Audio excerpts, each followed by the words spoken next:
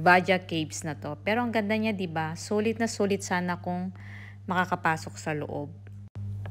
Itong Buddhist excavations dito sa Vajra ay makikita mo ang sunod-sunod na maliliit na pinakaunang Hinayana o Theravada caves at ginawa ito 2nd century BC to 1st century AD at binubuo ito ng 29 excavations o hukay at marahil ito na ang pinakamatandang Buddhist religious centers dito sa Deccan.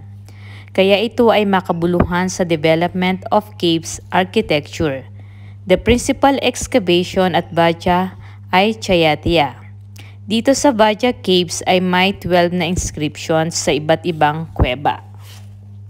At ang nakakamangha na katangian o nakikita dito ay sa grupo ng mga kuweba ay ang cluster of stupas.